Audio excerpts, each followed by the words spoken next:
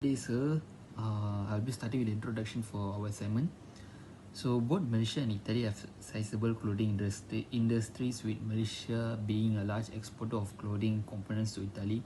Here is a summary of the market statistics and trends about international exports, the level of competition, and the key exporting and importing nations for garment materials exported from Malaysia to Italy.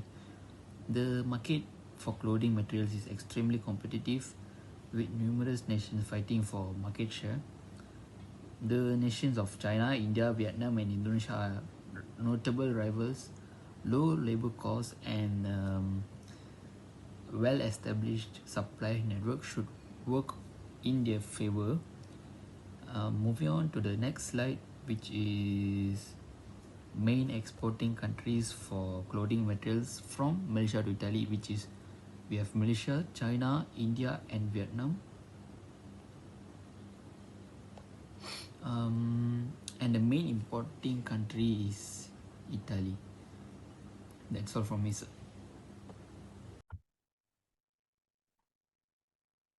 Hi sir, my name is Sanjay Deep Singh, and I'll be presenting about background of the country. So the country we have chosen is Italy.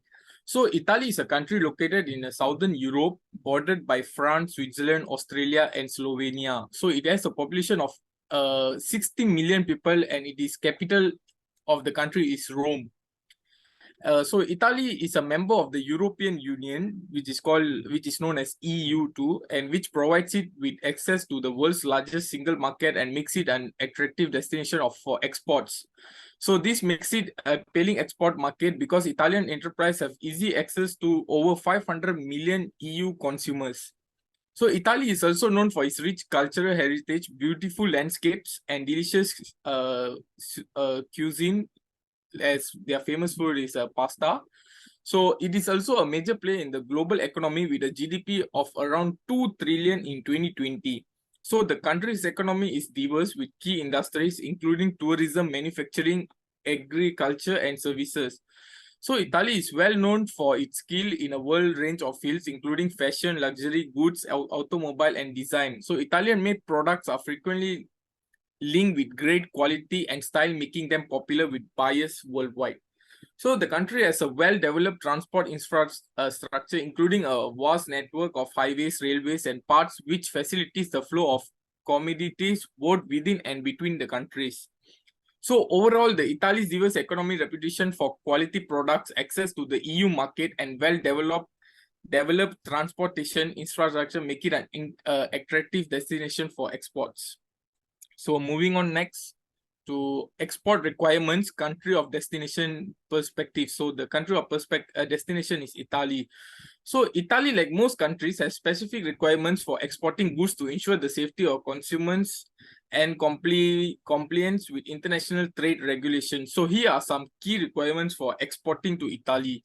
Number one is customs and documentation. So all shipments to Italy must be declared to the Italian customs authorities and accompanied by the necessary documentation. So a commercial invoices, packing lists, and bills of lading are all example of this. Second one is a product compliance. So products sold to Italy must meet Italian and EU rules in areas such as safety, health, and the environment.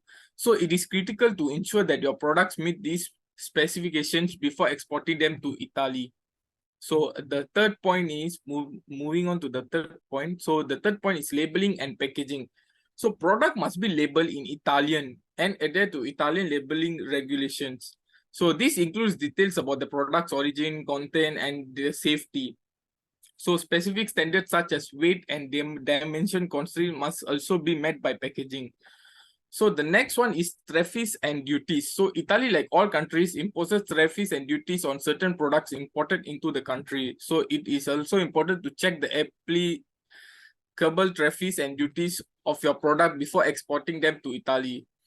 And the next point is certification and license. So certain products must be certified or licensed before they can be imported in Italy. Certain food products, for example, require health and certificates issued by the appropriate authorities. So before exporting your products to Italy, be sure that they don't require any certification or license. So moving on to the next, and I'll be passing to my next group member. Thank you. Okay, so thank you, Sanjay. So I'll be explaining about Malaysia's perspective on export requirement.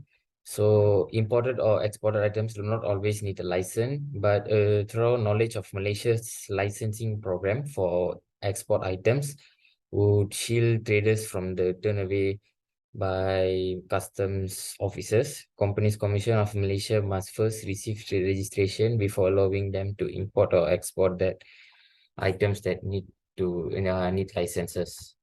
Okay, so for the first is obtain an export license. Some goods may require an export license or permit before they can be exported from Malaysia. The requirements for an export license depends on the nature of the goods and their destinations and any trade agreements or restrictions in place. So here we have 7 types of documentations that are needed when we are applying for export license. First is documentation. Prepare the necessary documentation for export, which typically includes commercial invoice, packing list, bill of lading or LV bill, certification of origin, export license or permit, or other necessary documents that needed for this export license. And moving on with compliance with customs regulations, comply with the custom regulation of both Malaysia and the destination country. This includes adhering to any export restrictions, embargoes, or sanctions imposed on specific goods or destination. Familiarize yourself with the custom procedures and documentation requirements of the destination country to ensure smooth clearance of our goods from Malaysia to Italy. And we'll follow with the next point, which is packaging and labeling. Package our goods appropriately for export, considering factors such as transportation, handling, and customs requirement. Ensure that our products are labeled correctly with the necessary information. And last, it's about compliance with trade agreement. Malaysia has entered into several regional and bilateral trade agreements, such as the Asian Free Trade Area, AFTA, which provide preferential trade terms with partner countries. Okay, so this is the last point of the documents needed in export activity. So for last, it's about export declaration. Submit an export declaration to the Malaysian Customs Department before exporting our goods. This can usually be done electronically or online through customs online system. So the declaration provides information such as the goods, the value, destinations, and other relevant details. So here are some example of Malaysia's latest export and import statistic by state.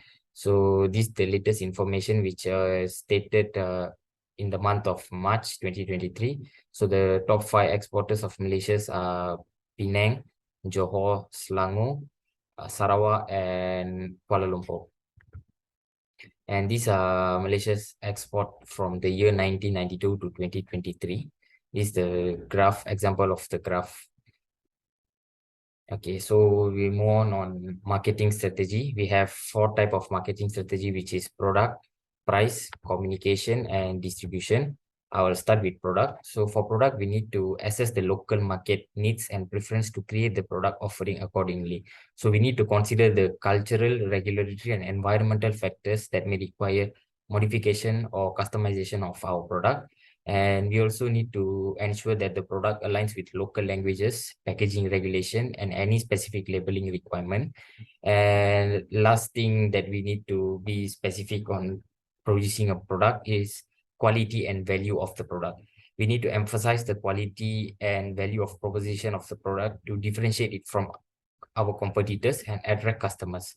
And next is about price.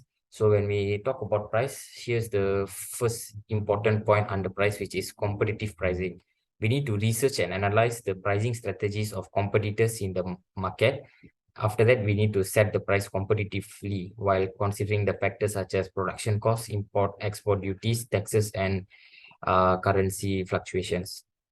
And move on promotion and discounts. We need to consider offering promotion deals, discounts, or bundling options to attract price-conscious consumers. So when we are introducing a product into a market, we need to consider more on price strategy, which is price strategy is one of the most important in marketing strategy. So this determines on how a product will be sold in market. And next, about communication. So first, we need to identify the most effective communication channel to reach the target audience, such as digital advertising, social media, print media, or direct marketing. After that, we need to have a local partnership. So we need to collaborate with local influencers, organizations, or business to gain credibility and reach a wider audience. And most important consideration is language and culture. We need to adapt marketing materials and messaging to the local language and cultural nuances of the new market.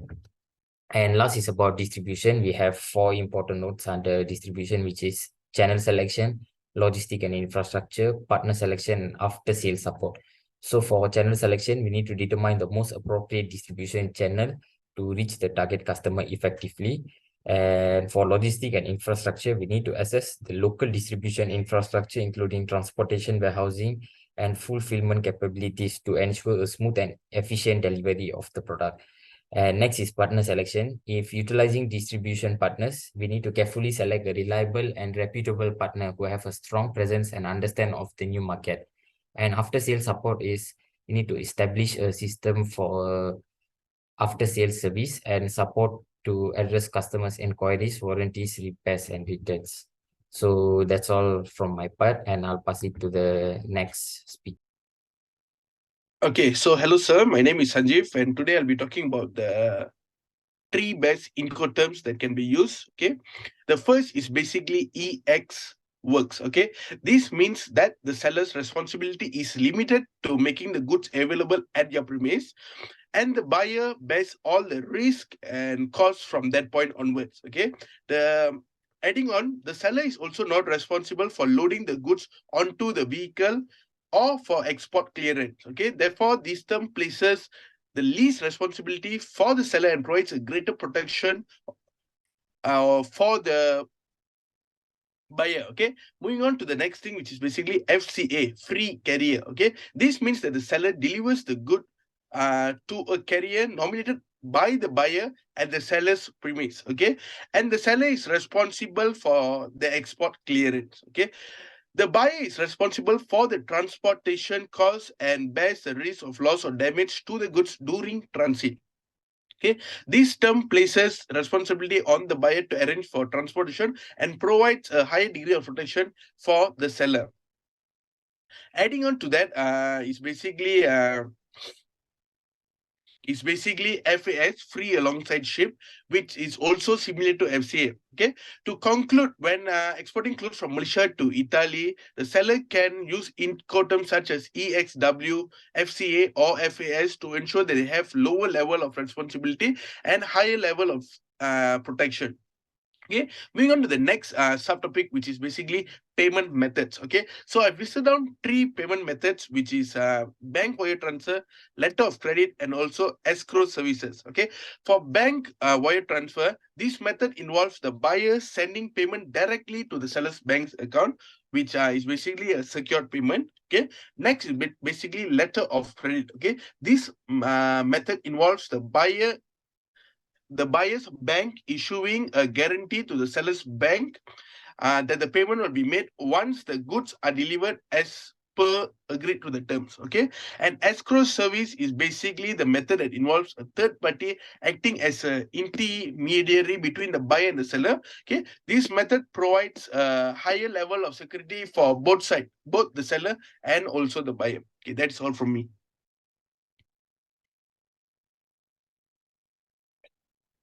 Okay, hi sir. So I'll be explaining on my part for other export related issues. So as we can see here, I have 3 other export related issues such so the first one is exchange rates. So changes in exchange rates have a big impact on how profitable and competitive government exports are. So as we know, Italian clothes may become more expensive and less desirable to international consumers when the value of the currency in the importing nation is higher than the value of the Italian currency, the euro. So for the sake of managing their pricing and currency exposure, Italian exporters must keep a constant eye on exchange rates. So for the second related issue is shipping. Exports of clothing rely heavily on shipping logistics. Italy benefits from advantages in terms of accessibility to global markets due to its geographical location and proximity to important ports like Gioia and also Naples. However, there may still be issues with expenses, lead times, and also transportations. Because Italian apparel exporters must take into account variables, including selecting reputable shipping companies, optimizing packing, and also labeling for easy handling. And last but not least, controlling any potential delays or disturbances in transit. So for the last other export related issue is insurance. So for insurance is to protect their goods during transit. Exporters frequently need to obtain the proper insurance coverage because this is crucial for clothing in particular because it can be damaged, stolen, or also lost. Okay, for the next part. So we come to the last part of this slide, do's of exports and also don'ts of exports. So the benefits of export, what we can do while exporting is analyze the target market. So we need to conduct in-depth market research to determine the level of demand in the target nation for your product or the services. Second, do is to create a sound export strategy. Make a thorough export plan that details your objectives, plans of action, and also due dates. And the third one is establish connections with reliable local partners such as distributors, agents, or suppliers who can guide you through the particular difficulties of the target market. And the last one is recognizing export regulations. Learn about the export laws and legal requirements in your own nation as well as the target market. So these do's of exports will help in expanding the business, and also the business people can also enhance their business by learning the do's and also the don'ts of exports. So the don'ts of exports is don't forget to preserve your intellectual property. For example, get patents, trademarks, or copyrights to protect your intellectual property rights as appropriate. Don't ignore cultural differences when conducting business in a foreign market. Be mindful of and respectful of cultural variations. The third one is to take payment and financial trade seriously. Analyze and control the financial and payment risks involved in the global trade. Last but not least, do not ignore the shipping and logistics, because it's very important to pay close attention to logistics and also shipping plans to guarantee prompt and affordable delivery of your items or the business items. So that's all from us. Thank you, sir.